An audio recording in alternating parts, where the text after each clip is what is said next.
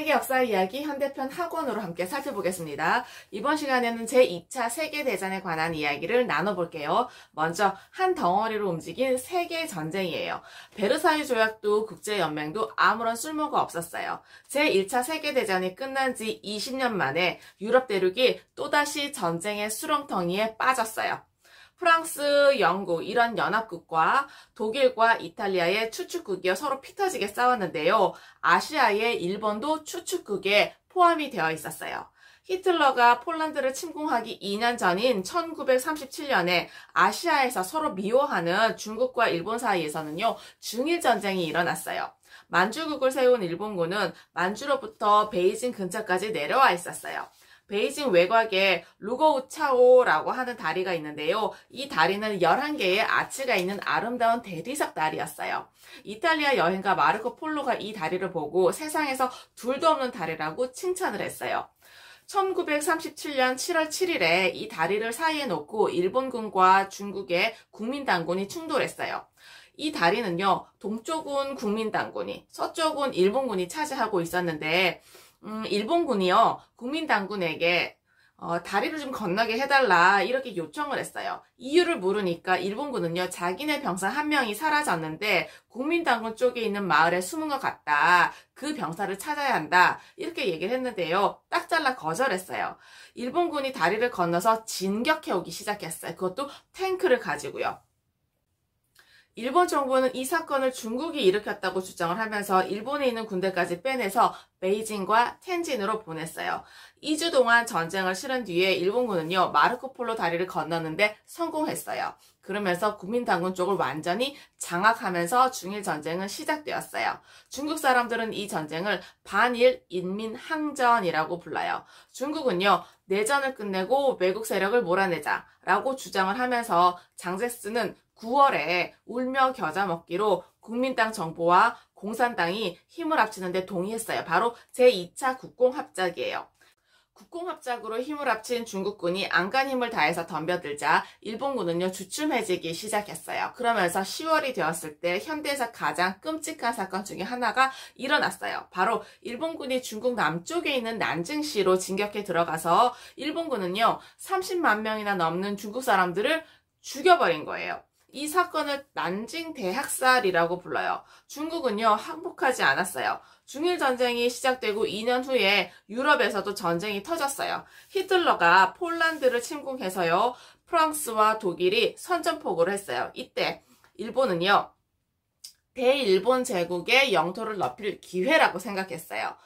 연합군에 가담한 영국, 프랑스, 네덜란드는요, 동남아시아의 식민지를 갖고 있었거든요. 영국은 홍콩과 말레이 반도, 프랑스는 인도차이나 반도, 네덜란드는 네덜란드령 동인도, 그러니까 지금의 인도네시아를 갖고 있었어요. 이 유럽의 나라들은요, 히틀러와 전쟁을 치르느라고 정신이 하나도 없었어요. 식민지를 방어할 시간이 없었기 때문에 일본은 그 틈을 타서 군대를 확 풀어 이 식민지를 단숨에 집어삼킬 계획이었어요. 1940년에 일본은요, 독일과 이탈리아와 삼국 동맹을 맺었어요. 일본도 추축국의 하나예요. 이제 일본은 연합국이 소유하고 있는 아시아의 식민지들을 침공할 완벽한 구실을 마련해 놨어요. 일본이 아시아를 정복하는데 커다란 걸림돌이 하나 있었는데요. 바로 미국이었어요. 미국은 제2차 세계대전에 참전한 상태가 아니었어요. 아직 연합국이 아니기 때문에 일본의 적은 아니었어요. 일본은 미국이 연합국이 아니라 하더라도 자기들이 아시아 식민지를 날름 집어삼키는데 가만히 보고 있을 리는 없을 거라고 생각을 했어요. 미국의 태평양 함대가 남태평양에 있는 하와이 섬의 진주만에 딱 버티고 서 있었거든요. 일본이 연합국의 식민지를 건드리면요, 진주만에 있었던 미국 함대가 출동할 것이 확실했어요. 그래서 일본은 머리를 짜냈어요. 40년 전에 러일 전쟁 때 다롄항의 러시아 함대를 공격할 때 이런 수법을 썼어요. 어떤 수법이었냐면요, 일본은 러시아 함대를 어뢰로 기습 공격해서 세상에서 가장 강한 그 함대를 주저앉혀 버렸어요. 그리고 나서 선전포고를 했거든요. 그때와 똑같은 방법을 쓰기로 했어요.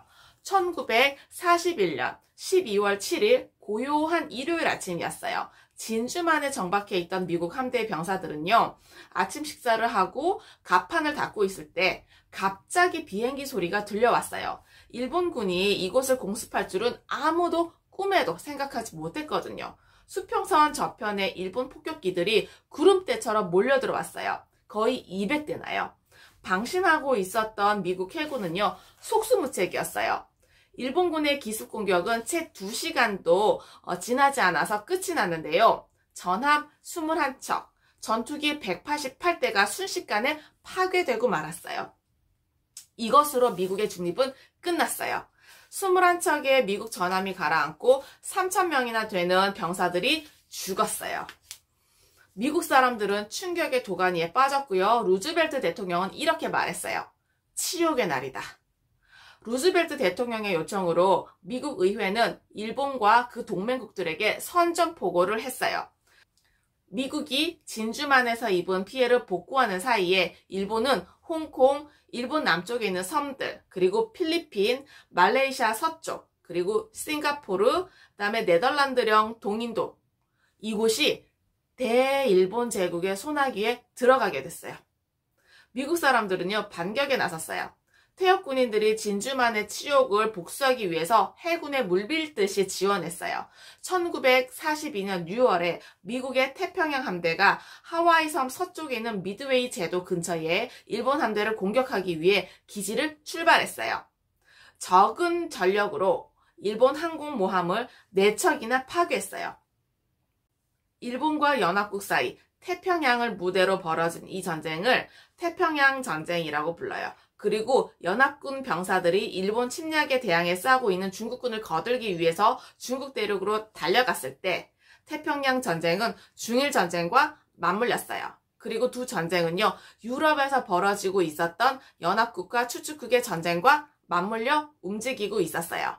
전 세계를 대재앙에 빠뜨린 제2차 세계대전은 이 세 개의 전쟁을 하나의 덩어리로 움직이게 했습니다. 네, 홀로코스트, 유대인 대학살에 대해서 살펴보겠습니다. 제2차 세계대전 내내 히틀러는요, 연합국과 싸우기 위해 수많은 병사들을 전쟁터로 내몰았어요. 단순히 영토 욕심 때문만은 아니었고요. 독일 사람이 이 세상에서 그 어떤 인종보다 우량하다라는 믿음이 있었어요. 아리아족, 그러니까 독일 사람들의 피는 다른 어떤 인종과 다르고 아리아인은 더 똑똑하고 더 강하고 더 우량하다. 이런 믿음이 철석 같았어요. 그래서 나치스를 위해서 일하던 그 과학자들은요, 아리아인이 다른 인종과 구별할 수 있는 얼굴의 생김을 갖고 있다고 주장을 했어요. 가장 열등한 인종은 유대인이라는 것이었어요. 히틀러는 오스트리아를 합병하기 전부터 이미 유대인 사냥에 나섰어요.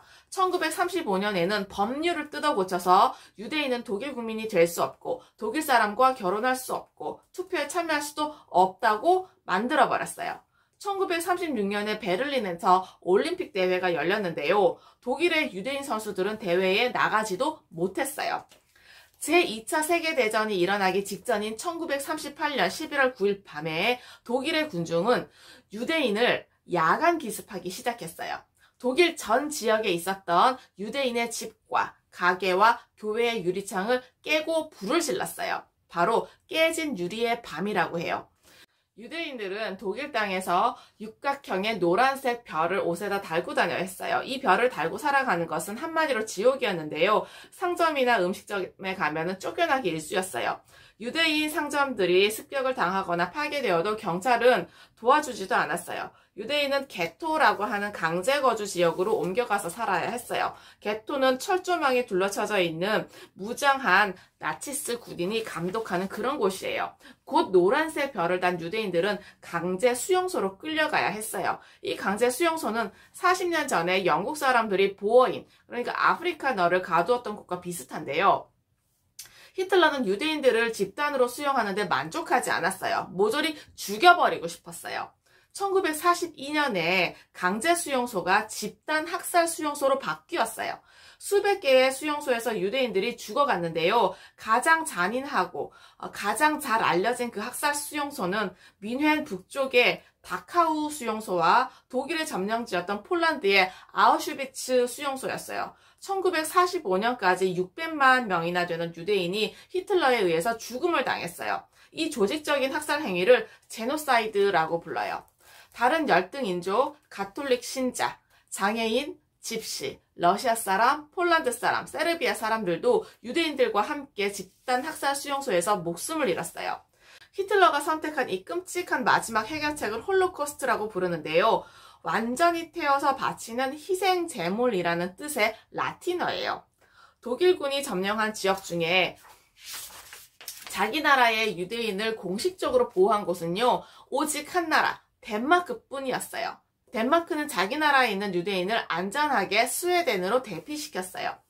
미국에서 1944년에 루스벨트 대통령이 독일군이 점령하고 있는 여러 나라에 있는 유대인을 구출하기 위해서 전쟁난민위원회를 만들었고요. 이 도움으로 20만 명 이상의 유대인이 구출되었어요.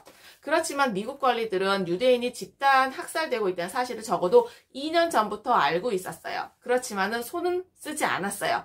프랑스나 다른 나라 정부도 마찬가지였어요. 홀로코스트는 독일 사람들에게 말할 수 없이 수치스러운 일이지만 이 사실을 뻔히 알면서도 손 놓고 있었던 모든 사람들의 몫이기도 합니다. 네, 어떠셨나요?